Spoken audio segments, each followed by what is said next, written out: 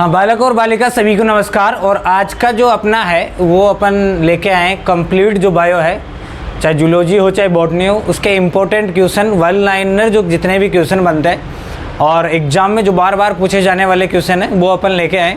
और ये क्वेश्चन सभी को जो अपने नोटबुक है उसी के अंदर मेंशन करने, पीछे की साइड में महत्वपूर्ण क्वेश्चन या फिर अपन रिदम की कुछ बातें हेडिंग डाल के आपको ये उतारना है। और पूरे के पूरे क्वेश्चन जो है वो आपको अपनी जो फेयर कॉपी है उसी के अंदर नोट करने, ठीक है।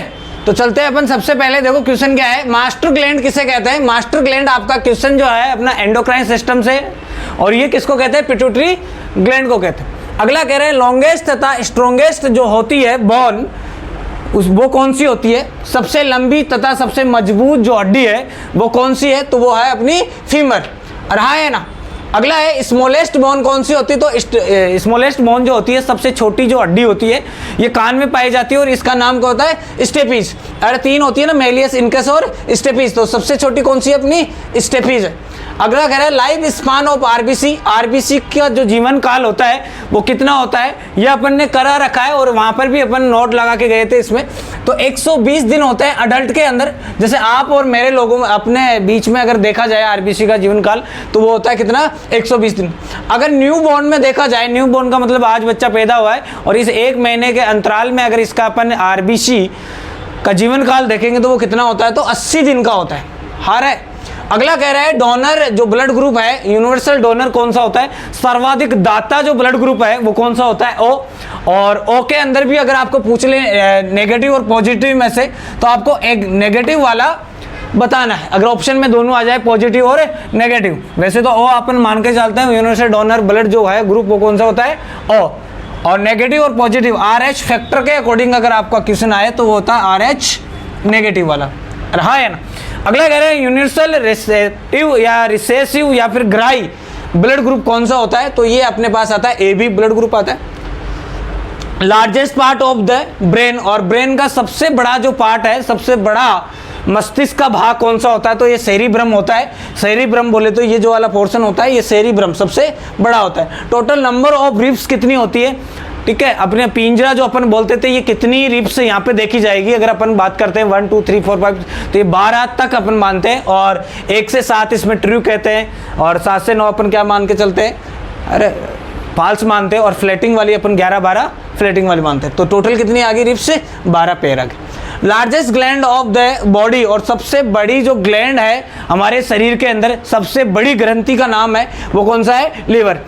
एक क्वेश्चन है टाइटल वॉल्यूम कितना होता है, रेस्पिरेशन का क्वेश्चन है और इसमें अपन ने देता जवारी आयतन कितना होता है एक सामान्य व्यक्ति के अंदर या स्वस्थ व्यक्ति के अंदर, तो ये 500 ml होता है। अरे बाह्य श्वसन अंतः श्वसन करते दौरान जो ऑक्सीजन वायु का जो आदान प्रदान होगा वो कितना ml है, वो 500 ml है। टोटल बॉडी में जो वाटर का अमाउंट कितना होगा, टोटल बॉडी वाटर कितना होता है। अगर मैं बात करता हूँ कि एक 100 kg इंसान को अगर आप पकड़ते हो और 100 kg के तोल के अगर आप उनमें से अगर निचोड़ो, वाटर अगर निकालना चाहो तो कितना % उसका वजन जो है वो कम हो जाएगा, तो 60%। तो सिंपल सी बात है कि बॉडी के अंदर जो फ्लूइड है, वाटर है, पानी है, वो कितना % होता है, तो 60% होता है। अगर आप 70 kg व्यक्ति को अगर आप देखते हो, अगर उसमें देखते हो तो उसका 60% निकालोगे तो 42 के आसपास अपने पास क्या आ जाएगा, उसका वाटर का अमाउंट आ जाएगा। एक्स्ट्रा सेल्यूलर फ्लूइड कितना होगा, अगर अपन बात करते हैं सेल की, तो सेल के अंदर का जितना भी है, जैसे न्यूक्लिक है या साइटोप्लाज्मा है, न्यूक्लियोप्लाज्मा है, पूरा प्रोटोप्लाज्मा का अमाउंट, उसको तो अपन कहते हैं इंट्रासेल्यूलर। और एक्स्ट्रा सेल्यूलर जो सेल के बाहर जो पड़ा जा रहा है उसको अपन कहते हैं एक्स्ट्रा सेल्यूलर, मतलब भाई ये कोशिका द्रव्य, और इसका अमाउंट कितना होता है, तो ये 30% होता है। सेल के बाहर जो पाया जाता है 22% और 8% अपन आर्टरी और वेसल्स के अंदर मानते हैं। मतलब ब्लड का जो अमाउंट होता है इसमें 8% है, 22% सेल के बाहर जो बिखरा हुआ है उसको अपन मानते हैं। तो टोटल मिला के दोनों ही किसके अंदर आता है, एक्स्ट्रा सेल्यूलर में आता है भाई, ये कोशिका द्रव्य में आता है। और इतना कितना 30% अपने पास आ गया, 22 और 8। अगला कह रहा है sir power house of cell किसे कहते हैं। पावर ऑफ सेल मतलब माइटोकॉन्ड्रिया, ये सेल का शक्ति ग्रह भी अपन कहते हैं इसको। शक्ति ग्रह क्या करता है सर, श्वसन में काम आता है और श्वसन में काम आके क्या करवाएगा सर, ATP का निर्माण करवाता है माइटोकॉन्ड्रिया। हाँ है ना। जो सेल जितनी ज़्यादा एक्टिव होगी उसी हिसाब से इसके नंबर भी उस सेल के अंदर क्या होंगे, ज़्यादा होंगे। अगला कह रहा है सर इंट्रा सेलुलर फ्लूइड कितना होता है। इंट्रा अभी बात कर रहे थे अपन एक्स्ट्रा और इंट्रा, तो एक्स्ट्रा तो अपन ने बोला सेल के बाहर जो पाया जाएगा, मतलब बाह्य कोशिकीय द्रव्य कितना आ गया 30% और अंतः कोशिकीय द्रव्य कितना आ गया हमारे पास 70% आ गया, मतलब कोशिका के अंदर भरा पड़ेगा और इसमें दोनों आ गया तुम्हारा न्यूक्लियोप्लाज्मा और साइटोप्लाज्मा दोनों आ गया, मतलब टोटल प्रोटोप्लाज्मा का अमाउंट अपन किस में कर सकते हैं काउंट, इंट्रा सेलुलर फ्लूइड के अंदर। अंतः कोशिकीय द्रव्य इसे अपन कहते हैं। प्रोटीन की फैक्ट्री किसे कहते हैं, अगर अपन कोशिका के अंदर जाके देखते हैं तो अंदर कोशिका के अंदर प्रोटीन का जो निर्माण है वो कौन करवाएगा, तो ये करवाता है अपना राइबोसोम।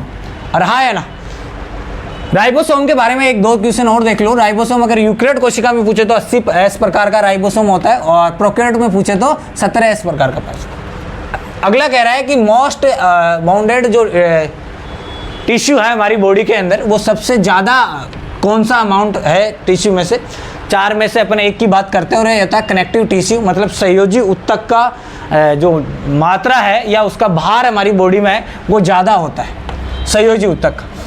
पीएच अपन ब्लड की बात करते हैं और पीएच कैसी होती है 7.35 से 7.45 तक अपन इसकी पीएच को लेके चलते हैं ब्लड की। अगला कह रहा है अमाउंट अपन देख रहे हैं ब्लड का, और ब्लड का अमाउंट कितना है बॉडी के अंदर, बॉडी वेट का कितना होता है, एवरेज अपन 8% लेके चले थे अपन। देखो इसमें काउंट किया था ना 22 तो कोशिका का बाहर का और 8% अपन किसका किया था ब्लड का, तो देखो ये अपनी रेंज आ गई है इतना जो होता है। अगर लीटर में बात करें तो सर 5 से 6 लीटर एडल्ट की अपन बात करते हैं नॉर्मल की।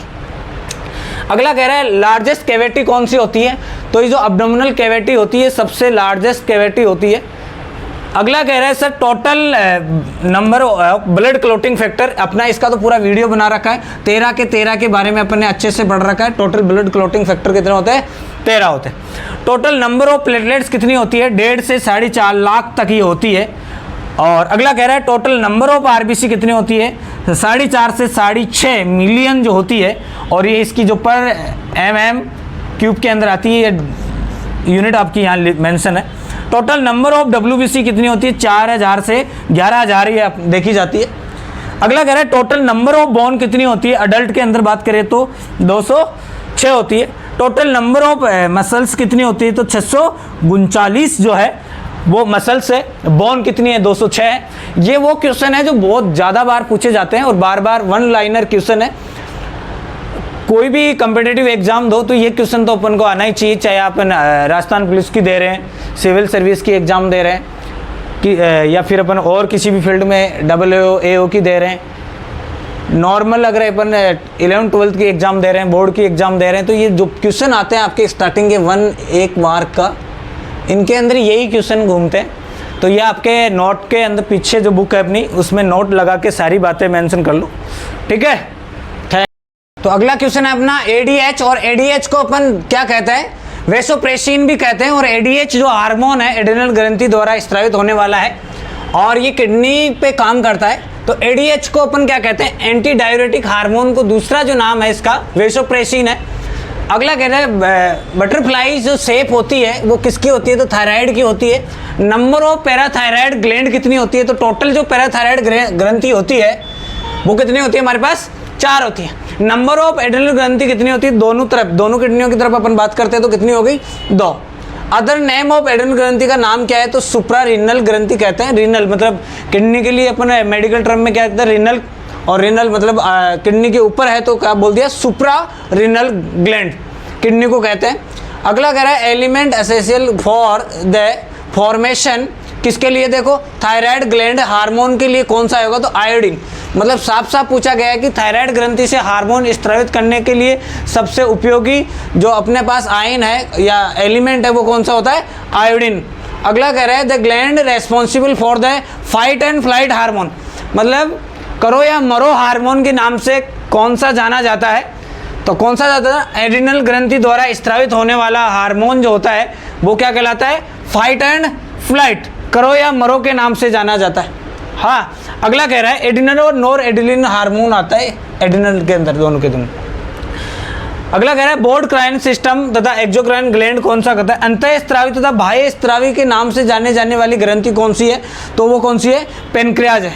अगला कह रहा है हार्मोन सिक्रेट बाई, देखो अल्फा सेल से कौन सा होता है पेनक्रियाज के अंदर 3 सेल है अल्फा बीटा और डेल्टा, तो अल्फा जो पेनक्रियाज सेल है उससे क्या होता है, ग्लूकागोन होता है। बीटा सेल से कौन सा होता है, इंसुलिन होता है। और डेल्टा सेल से कौन होता है, सोमेटोस्टेटिन होता है। 3 हार्मोन है। सबसे ज़्यादा जो पूछा गया अपना इंसुलिन है। इंसुलिन किस सेल से स्त्रावित होता है, पेनक्रियाज की कौन सी सेल है जिसके कारण इंसुलिन का सिक्रेशन होता है, इंसुलिन का स्त्रावण होता है, तो वो है बीटा सेल पेनक्रियाज की। और अल्फा सेल से होता है तो ग्लूकागोन हार्मोन होता है। और डेल्टा से क्या कहते हैं, सोमेटोस्टेटिन हार्मोन जो है। 3 हार्मोन है पेनक्रियाज से स्त्रावित होते हैं। और पेनक्रियाज को अपन क्या कहते हैं, एंडो और एक्सोक्राइन ग्लैंड कहते हैं। दोनों अंतःस्त्रावी तथा बाह्य स्त्रावी ग्रंथि के नाम से जाना जाता है। अगला कह रहा है ग्लूकोज को ग्लाइकोजन के अंदर कन्वर्ट करने के लिए जो मैकेनिज्म होती है उसको क्या कहते हैं अपने, ग्लाइकोजेनेसिस कहते हैं। हाँ है ना। आगे वाला क्वेश्चन देखो क्या कह रहा है, नॉर्मल पल्स प्रेशर जो होता है वो कितना होता है, मतलब डायस्टोलिक और सिस्टोलिक को अगर अपन देखते हैं तो सिस्टोलिक में, डायस्टोलिक में से सिस्टोलिक निकाल तो कितना आएगा रे, देखो सिस्टोलिक कितना होता है हमारे पास 120 और डायस्टोलिक कितना होता है 80, तो टोटल कितना आ गया अपने पास 40 mmHg। तो कह रहे हैं नॉर्मल प्लस प्रेशर कितना होता है, तो 40 mg। अगला कह रहा है amount of bile secrete per day, एक दिन के अंदर बाइल पित्त से कितना स्त्राव होता है, तो ये है हमारे पास 700 से 1200 ml पर डे। अगला कह रहा है वेट ऑफ किडनी, किडनी का कितना वजन है, तो इसका होता है 150 ग्राम जो है इसका वजन है। अगला कह रहा है क्या फंक्शन है भैया, देखो किडनी के, और सबसे किडनी का फंक्शन तो फिल्ट्रेशन का अपन ने बोला, और ये फिल्ट्रेशन का जो फंक्शन करवाता है वो कौन करवाता है, नेफ्रॉन होता है। और नेफ्रॉन को ही अपन क्या कहते हैं, स्मॉलेस्ट यूनिट है किसकी रे भैया, किडनी की। फंक्शनल या फिर अपन कह सकते हैं स्ट्रक्चरल यूनिट जो होती है किडनी की, कौन सा होता है, नेफ्रॉन। क्वेश्चन देखो नेफ्रॉन का कार्य क्या है, फिल्ट्रेशन का है, तो फंक्शन क्या हो गया इसका, फिल्ट्रेशन का। और किडनी की फंक्शनल यूनिट किसको कहते हैं अपन, नेफ्रॉन का कहते हैं। अगला कहता है देखो हार्मोन के नाम क्या है, तो 2 हार्मोन आपके T4 को क्या कहते हैं, थायरोक्सिन कहते हैं, और T3 को क्या कहते हैं, ट्रायोआइडोथायरोइन कहते हैं। ट्राई मतलब 3 का मतलब ट्राई आइडोथायरोइन कहते हैं, और T4 को क्या कहते हैं, थायरोक्सिन के नाम से जाना जाता है। अगला कह रहा है मेन हार्मोन क्या है, देखो ग्लूकोकोर्टिकोइड हार्मोन किसको कहते हैं, कोर्टिसोल को कहते हैं। इसी को कहते हैं जीवन रक्षक हार्मोन। जीवन रक्षक अगर हार्मोन के बारे में पूछे जाए तो कौन सा अपना, कोर्टिसोल है। अगला कह रहा है मिनरोकोर्टिकोइड्स कौन सा है, तो एल्डोस्टेरोन है। ये बहुत बार पूछा है, जीवन रक्षक हार्मोन कौन सा होता है, कोर्टिकोल। और कैसा होता है, ग्लूकोकोर्टिकोइड्स होता है। कोर्टिसोल होता है और किसके अंदर आता है, ये ग्लूकोकोर्टिकोइड्स। अगला कह रहा है एपिनेफ्रिन कौन सा होता है, ये रहा एपिनेफ्रिन को अपन कहते हैं एड्रिनल हार्मोन। ये अभी पढ़ गया था अपन ने कि फाइट और फ्लाइट के नाम से जाना जाता है ये वाले, एपिनेफ्रिन और एड्रिनल। अगला कह रहा है लॉन्गेस्ट नर्व जो कहते हैं उसको क्या कहते हैं, साइटिक जो नर्व है वो सबसे लंबी लॉन्गेस्ट नर्व है हमारे बॉडी के अंदर। अगला कह रहा है बॉडी का जो नॉर्मल टेम्परेचर होता है वो कितना होता है, 37 होता है, 37 सेल्सियस में होता है, और 98 जो होता है 0.6 जो है फ़ारेनहाइट में होता है। ये आपको याद करना है। पल्स रेट कितना होता है, हृदय धड़कन जो है कितनी होती है 1 मिनट में, बेहतर बच्चा जानता है। अगला कह रहा है रेस्पायरेशन रेट कितनी होती है 1 मिनट में, तो ये 16 से 20 आती है 1 मिनट में रेस्पायरेशन, हृदय धड़कन। अगला कह रहा है सिस्टोलिक जो प्रेशर होता है, मतलब हृदय का जो होता है संकुचन दाब पूछ ले या सिस्टोलिक प्रेशर पूछ ले तो कितना होता है 120 mmHg। और डायस्टोलिक पूछ ले तो अपन बात कर रहे हैं तो डायस्टोलिक कितना होता है 80। यह है डायस्टोलिक मतलब शीतलन दाब, और 120 क्या होता है संकुचन दाब मतलब सिस्टोलिक दाब। और इन दोनों को अगर अपन माइनस कर देते तो हमारे पास 40 mmHg आता है, जिसको अपन ने कहा था नॉर्मल प्लस प्रेशर कहा था। रहा है ना। तो बाकी क्वेश्चन अपन अगले में देखते हैं, इनको उतार लो। और वैसे ही मैंने जैसे बोला था अपनी फेयर कॉपी है उसके अंदर पीछे की तरफ नोट लगा के सारे क्वेश्चन नोट कर लो। ओके ठीक।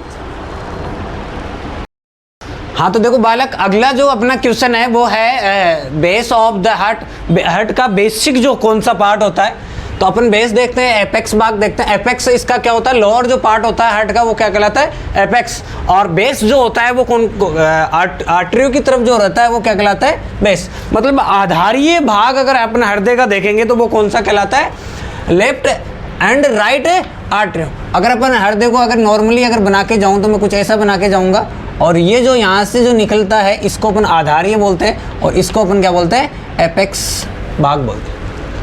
रहा है ना। अगला कह रहा है देखो एपेक्स ऑफ, आगे देखो नीचे वाला अपन ने क्या बोला था, एपेक्स। एपेक्स हार्दे का कौन सा होता है, तो अपन कहेंगे लेफ्ट साइड का जो वेंट्रिकल होता है, लेफ्ट साइड का, ये कौन सा है, राइट, और इधर वाला क्या कहलाएगा, लेफ्ट। तो ये लेफ्ट वाला कहलाएगा जब से जो सबसे ज़्यादा थिंकेस्ट लेयर होती है, सबसे मोटी जो परत होती है, वो भी अपन किसका लेते हैं, लेफ्ट वेंट्रिकल की लेते हैं। ये क्वेश्चन है दोनों, सबसे मोटा और सबसे पतला कौन सा है, और बताना पड़ेगा अपन को। लेफ्ट वाला क्या कहलाएगा, मोटी परत कहलाता है, और राइट तरफ का जो आर्टरी होता है ये क्या कहलाएगा, सबसे पतली लेयर वाला कहलाता है।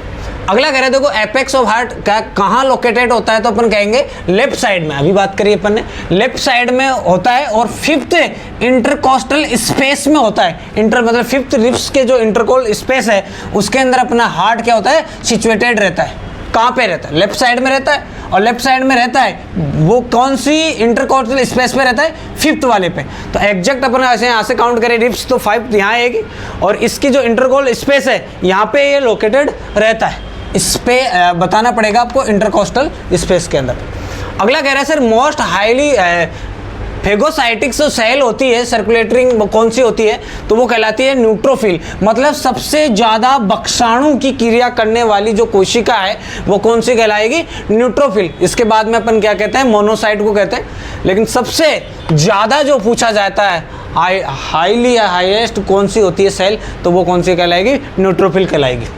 अगला कह रहा है सर इसके बाद में जो क्वेश्चन है वो क्या कह रहा है, लार्जेस्ट लिम्फोसाइड ऑर्गन जो है बॉडी का कौन सा है, स्प्लीन होता है। लिम्फ सिस्टम जो सारा रेगुलेट करता है वो किसके द्वारा होता है, स्प्लीन के द्वारा होता है, पिलिया द्वारा होता है। Thinnest wall of all chamber, जब से जो पूरा हार्ट है, अभी बात कर रहे थे अपन सबसे मोटा वाला, ये क्या थिनेस्ट बोला है, मतलब पतले की बात कर रहे हैं। और ये आर्टरियो जो होता है राइट साइड में, ये पतली लेयर वाला होता है, मतलब थिनेस्ट होता है। और थिंकेस्ट कौन होता है, तो लेफ्ट वेंट्रिकल। थिंकेस्ट मतलब सबसे मोटी वाली जो होती है वो लेफ्ट वेंट्रिकल होगा, और थिनेस्ट मतलब सबसे हल्की या सबसे पतली जो परत या वॉल होगी वो कौन सी है ना, कौन सी चैम्बर की, राइट आर्टरियम चैम्बर की होगी। अगला कैसा है सर, मूवेबल बोन कौन सी होती है स्कल में, इस खोपड़ी की बात करूं मैं। और इस खोपड़ी में अगर बात करें तो सबसे मूवेबल मतलब गतिशील हड्डी या अस्थि कौन सी है, तो मैं जब बोल रहा हूं तो आपको नजर आ रही है मेरी खोपड़ी में सबसे ज़्यादा जो नीचे वाली होती है मैंडिबल, यही आपको हिलती हुई नजर आ रही है। तो मैंडिबल जो पार्ट होता है वो कौन सा होता है भाई साहब, मूवेबल होता है। गतिशील अस्थि के अंदर एक आए खोपड़ी में, सिर्फ खोपड़ी में यही अस्थि है जो मूवेबल होती है, गतिशील होती है। जब अपन खाना खाते हैं, मैं आपसे बातचीत कर रहा हूँ, मैं आपको बढ़ा रहा हूँ, तो कौन सी हिल रही है, मैं मैंडिबल हिल रही है। अगला कैसे सर, फर्स्ट बोन कौन सी होती है, एसेंशियल इन द बॉडी। और सबसे पहली वाली अगर अपन यहाँ से काउंट करते हैं तो कौन सी आती है, क्लेविकल जो बोन आती है, जिसको कॉलर बोन कहते हैं, इसको अपन फर्स्ट बोन बोलते हैं। अगला कह रहे हैं फर्स्ट क्लेविकल वर्टिब्रा की जो बोन आती है, जैसे यहाँ वर्टिब्रा की तरफ से अपन चलते हैं पीछे की तरफ, तो एटलस जो है वो फर्स्ट होगी। प्रथम जो अस्थि है वर्टिब्रा या मेरुदंड की कौन सी आती है सर, टुकड़ियों के अंदर जो इस अपनी गर्दन को जो होता है मूवमेंट के लिए सहायक होती है, वो कौन सी होती है, एटलस। मूवमेंट के लिए भी हो सकता है ना, इधर उधर के लिए। तो ये कहाँ से होता है, जैसे मान लो ये वाला सॉकेट है अपना रिब्स का, इसके अंदर इस प्रकार से रोटेट करवाने के लिए इस बोन को अपन पूछा है, और कौन सी है वो, एटलस बोन है। लार्जेस्ट ऑर्गन कौन सा होता है बॉडी का, और लार्जेस्ट सबसे बड़ा जो ऑर्गन है वो कौन सी होती है, अपनी स्किन होती है। लार्जेस्ट सेमोइड बोन जो होती है, पटेला कहते हैं इसको, सेमोइड बोन भी कहते हैं पटेला को, और कैसी होती है, लार्ज होती है। अगला सर क्या है क्वेश्चन, अगला कह रहा है सर नंबर, अपन बात करेंगे रिब्स कितनी होती है, टोटल नंबर होते हैं इसके 12 पेयर होता है। और कौन कौन से होते हैं, तो देखो ट्रू जो होती है, नंबर ऑफ ट्रू रिब्स कितनी होती है, 1 से लेके है ना, यहाँ से अगर मैं काउंट करता हूँ 1 से लेके 7 तक जो होगी वो कहे पिंजरे की 1 से 7 तक वो कौन सी होगी, ट्रू कहलाएगी। और फाल्स जो होती है 7, 8 और 9, 10, ये देखो 7 के बाद में 8, 9 और 10, ये कौन सी कहलाएगी, फाल्स कहलाएगी। फाल्स इसलिए कहलाएगी क्योंकि ये जो होती है, जैसे मान लो ये क्या अपना स्टर्नम, यहाँ से देखो, यहाँ से पीछे से जो भी आ रही है 1, 2, 3, 4, 5 पर ये कहाँ तक, एड तक, ठीक है, ये डायरेक्ट आके किससे कनेक्ट हो रही है, स्टर्नम से, इसलिए अपन कह दिया ट्रू। इसके बाद की जो भी आएगी वो 7 से अटैच होगी इस प्रकार से, तो इसलिए इसको अपन ने क्या कह दिया, फाल्स कह दिया। क्योंकि डायरेक्ट आके स्टेनम से अटैच नहीं होती, इसके साथ जुड़ती है ए से, तो इसको अपन ने क्या कह दिया, फॉल्स। इसके अलावा जो पीछे से आएगा वो डायरेक्ट आके ऐसे ही रह जाए, ना तो 9 से जुड़े, ना 7 से, ना 8 से जुड़े, ऐसे ही रह जाए, तो इसको अपन कहते हैं फ्लोटिंग रिप्स। आपको ऐसे तैरती हुई नजर आएगी ये, अगर आप ऐसे देखोगे आपको दिखाई भी पड़ेगी, ये फ्लोटिंग कहलाती है। और ये फ्लोटिंग रिप्स कितनी होती है, 2 पेयर होते हैं, और 11 और 12 नंबर की जो है सबसे नीचे की तरफ जो पाई जाने वाली है, अगर आप इस बगल की साइड में से अगर लेटरल या आप फोर्स करोगे तो आपको फील भी होगा ये वाली। अगला क्या है, कैपेसिटी अगर बात करते हैं, सबसे पहले गॉल ब्लैडर की बात करते हैं तो इसका कितना होता है कैपेसिटी, 30 से 40 ml होता है। यूरिनरी ब्लैडर की बात करें तो ये 250 से 500 ml इसके अंदर होता है। स्टोमक की बात करते हैं तो अडल्ट में अलग अलग आएगा। अडल्ट की बात करते हैं तो 1.5 से 2 लीटर आता है।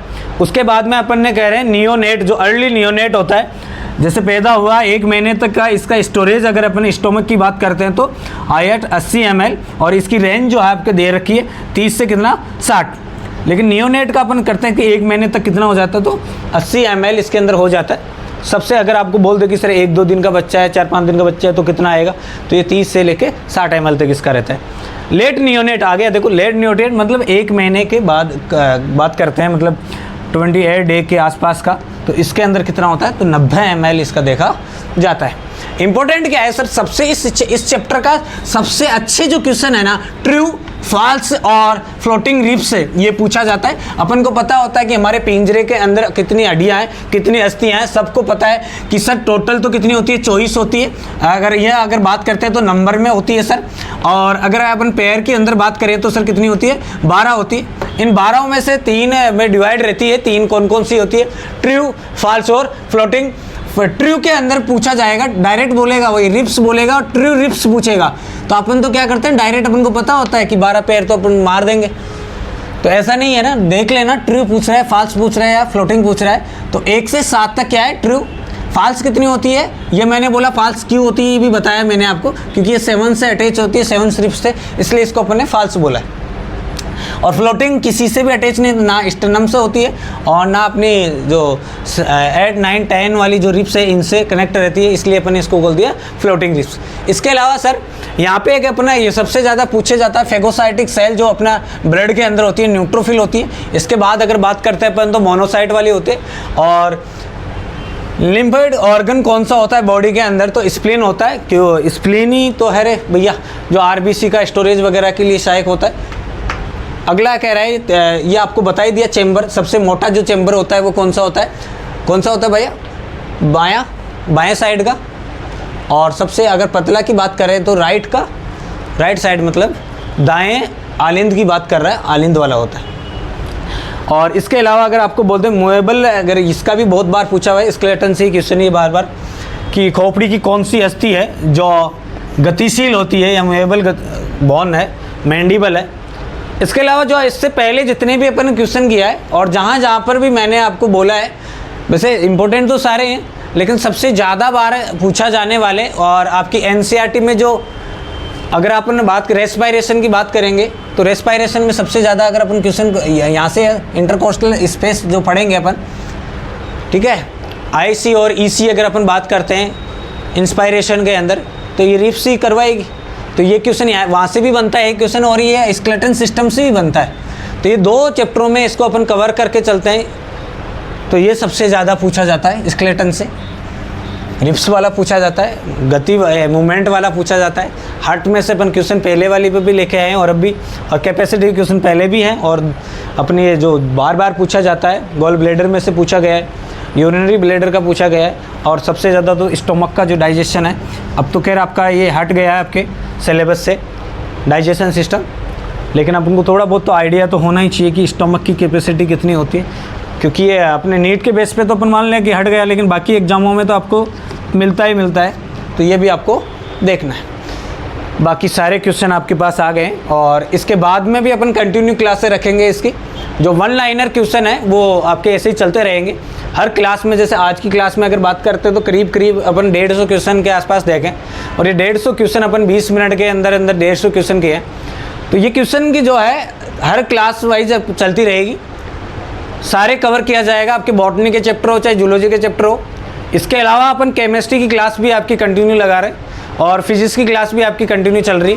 तो क्लासें लें और उनके प्रॉपर नोट्स बनाएं और रिदम कोचिंग से जुड़ने की आप कोशिश करें, एक बार मौका दो, क्लासें लो, देखो। और क्लास अगर आपको अच्छी लगती है तो कोचिंग में आके एक बार विज़िट करो और सारे टीचरों से मिलो, बाकी स्टूडेंट से मिलो, और यहाँ के जितने भी स्टूडेंट हैं उन्होंने रैंक वगैरह दी है उन स्टूडेंट्स से मिलो, और जो अभी फ़िलहाल हमारे साथ पढ़ रहे हैं उनसे भी मिलो, और हमारा जो स्कोर कार्ड है उसको भी देखो।